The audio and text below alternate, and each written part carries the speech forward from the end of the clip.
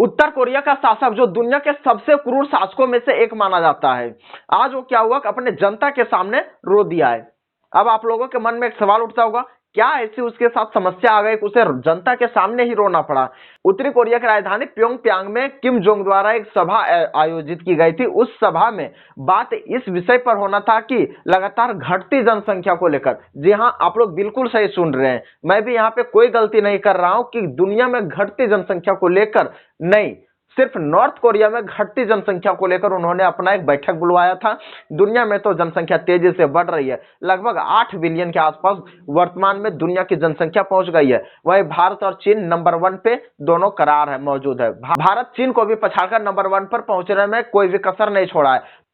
तो वहीं पे जो उत्तरी कोरिया के जो शासक है किम जोंग वह बहुत ज्यादा चिंता जाहिर कर रहे हैं जनसंख्या को लेकर, और वह जनसंख्या जो है वह घटती हुई जनसंख्या को लेकर वह चिंता जाहिर कर रही है। पिछले बार क्या हुआ था, पुतिन ने भी अपने देश में महिलाओं को 8-8 बच्चे पैदा करने की अनुमति दी थी, यानी ये अपने भाषण में एक विचार रखा था कि महिलाएं यहाँ की जो है वो 8-8 बच्चे पैदा करें। उसी प्रकार से यहाँ पर भी उत्तरी कोरिया में भी जो उत्तर कोरिया के जो शासक है किम जोंग, ये पगला, मैं वही पगला की बात करता हूँ जिससे अमेरिका हमेशा डरा हुआ रहता है कि ना जाने कब ये जापान को साफ कर दें। इसके पास परमाणु बम भी है। छोटा पाकिस्तान उसको परमाणु बम का टेक्नोलॉजी बेच दिया था जब उसके पास क्या हुआ था, सेंसस लग गया था परमाणु बम बनाने के पश्चात पाकिस्तान में उस समय। हालांकि ये जो उत्तरी कोरिया जो परमाणु बम बनाया है उसका अपना नहीं है, पाकिस्तान का उसका जो एकल पुर्जा लिया हुआ है, पाकिस्तान से वह जो टेक्नोलॉजी को जो खरीदा हुआ है उससे यह बनाया हुआ है। खैर कोई बात नहीं, लेकिन परमाणु बम है, मजाक में इसको नहीं लेना है, सीरियस लेना। नॉर्थ कोरिया इसी वे पागल है, ये अपना पगला पगला के सामने आके रो रहा है। देखिए दुनिया में इसको सबसे क्रूर शासक इसलिए माना जाता है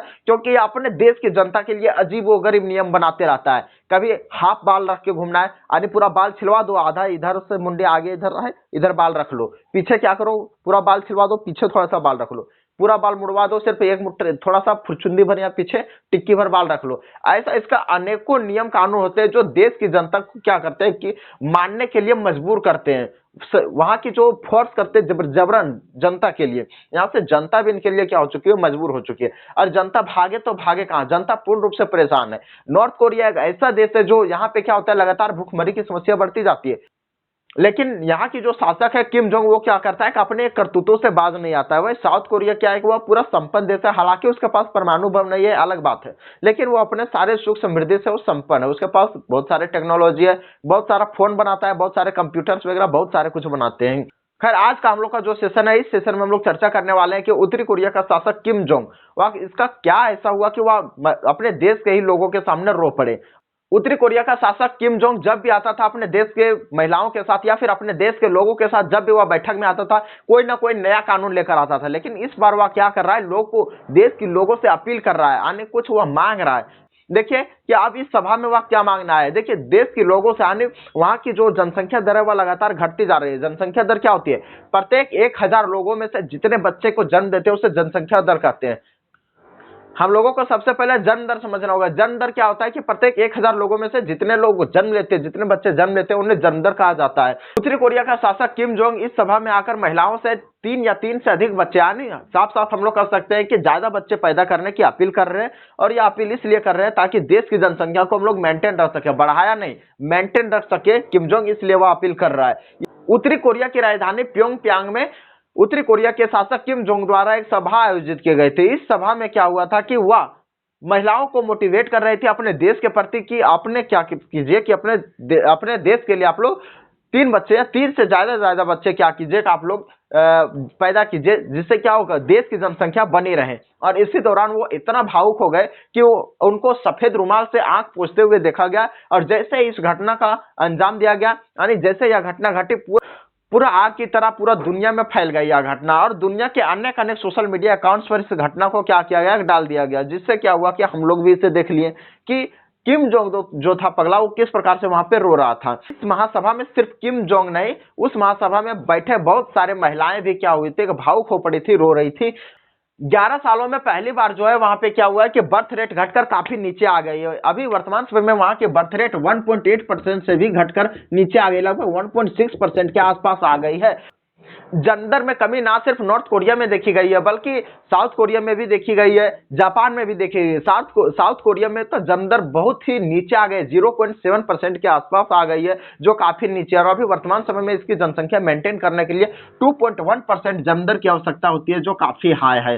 हालांकि इस पर ध्यान देना चाहिए वहां की सरकारों को, वहां के लोगों को, और इसको थोड़ा सा बढ़ावा देना चाहिए। और इसके साथ साथ रसिया भी पिछले आज से लगभग 15 दिन पहले क्या हुआ था, वह भी आए थे अपने जनता के सामने और महिलाओं से अपील कर रहे थे कि महिलाएं सब 8-8 बच्चे पैदा करें और वहां की जो जनसंख्या है वो क्या करे कि मेंटेन रखे। आज से यदि हम लोग पहले जाते हैं हिटलर के समय में, तो वो क्या किया था, हिटलर से यदि हम लोग 80 साल 100 साल पहले जाते हैं तो उस समय हम लोग हिटलर की राज व्यवस्था हम लोग देख सकते हैं जर्मनी में।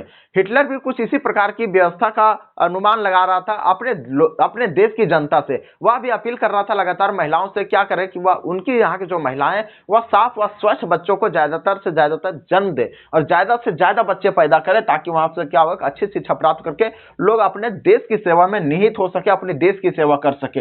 ज्यादा बच्चा पैदा करने का लाभ यहाँ पे अभी उत्तरी कोरिया में फिलहाल बहुत सारा लाभ का अनाउंस कर दिया गया है। हालांकि ये मिलेगा या नहीं मिलेगा ये मुझे भी पता नहीं है, सिर्फ वहां की जनता को ही पता होना चाहिए, सिर्फ वहां की जनता को ही पता चल सकता है कि मिलेगा या नहीं मिलेगा, क्योंकि अभी वर्तमान समय में वहां पे बहुत सारा लाभ का अनाउंस कर दिया गया है। क्या क्या लाभ है, 3 या 3 से अधिक बच्चे हैं जिनको उनको क्या क्या मिलने वाला है, मुफ्त में घर मिलने वाला है, यानी रहने के लिए उसे मुफ्त में घर दे दिया जाए। अगर घर नहीं बना पा रहा है तो उनको सरकार देगी घर, पहला बात। दूसरा बात, खाना भी उनको फ्री दिया जाएगा कुछ हद तक। उसके बाद उसका जो मेडिसिन है यानी मेडिकल फैसिलिटी भी उनका कुछ कुछ फ्री दिया जाएगा। उसके बाद शिक्षा भी उनको फ्री मुफ्त में दिया जाएगा एवं अन्य घरेलू सामानों को भी उनको फ्री दिया जाएगा। इतने सारे तरह के फैसिलिटी को लॉन्च किए हुए किम जोंग, जिनके 3 या 3 से अधिक बच्चे हैं उनके लिए, सभी के लिए नहीं है, 2-1 बच्चे वालों के लिए नहीं है। 1970 से 80 में बर्थ रेट कम करने के लिए यहाँ पे क्या होता है कि एक नियम लाया गया था।